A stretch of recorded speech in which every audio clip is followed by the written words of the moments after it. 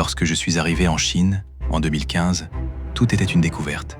L'année suivante, à Pékin, je me suis rendu dans une petite salle où se produisait une troupe de Jingju, le théâtre traditionnel chinois que nous appelons en Occident l'Opéra de Pékin. En entrant dans la salle, mon regard a été attiré par une porte discrète, presque dissimulée dans le décor. Par curiosité, et sans doute avec un peu d'audace, je l'ai ouverte. Derrière cette porte, j'ai découvert un monde dont le public n'imagine presque jamais l'existence.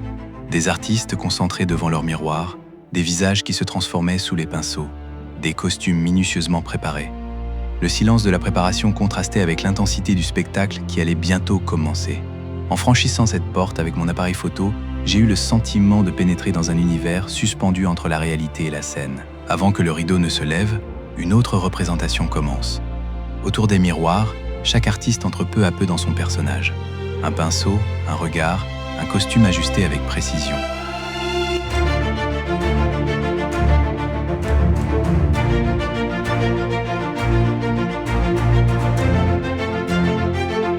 À travers mon objectif, j'ai compris que chaque geste est le fruit d'un savoir transmis depuis des siècles.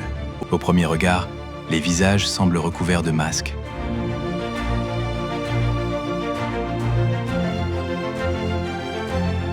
En réalité, il s'agit d'un maquillage minutieusement élaboré, un véritable langage symbolique. Chaque couleur révèle la nature profonde du personnage. Le rouge incarne la loyauté et le courage. Le noir, la droiture et l'intégrité. Le blanc évoque la ruse ou la duplicité. Le bleu et le vert accompagnent les tempéraments rebelles. Le doré et l'argent appartiennent aux êtres surnaturels. Bien avant qu'un acteur ne prononce une parole, son visage raconte déjà son histoire. Pendant des siècles, les femmes n'étaient pas autorisées à monter sur scène. Les rôles féminins étaient interprétés par des hommes, qui consacraient leur vie à perfectionner leur voix, leurs gestes et leurs démarches, jusqu'à incarner avec une remarquable délicatesse les personnages féminins. Aujourd'hui, les femmes perpétuent à leur tour cet héritage et comptent parmi les plus grandes interprètes de cet art. Les jeunes héros et les héroïnes portent un maquillage beaucoup plus discret. Leurs émotions s'expriment aussi par les regards.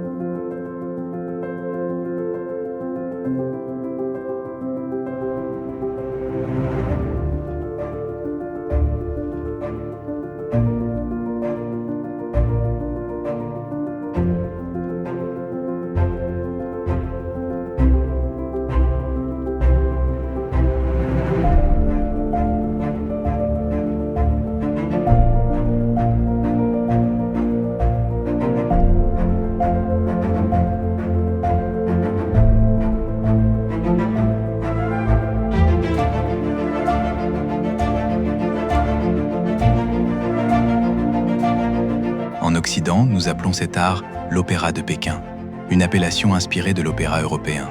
En Chine, son véritable nom est Jingju, le théâtre de la capitale. Car contrairement à l'opéra occidental, où l'orchestre et les voix lyriques occupent une place centrale, le Jingju est avant tout un théâtre dramatique.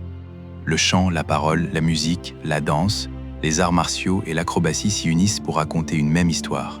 Chaque geste possède un sens, chaque mouvement est un mot, chaque regard fait partie du récit.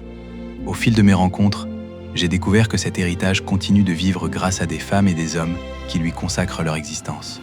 Beaucoup sont aujourd'hui retraités. Par passion, ils continuent de transmettre leur savoir, de répéter et de monter sur scène.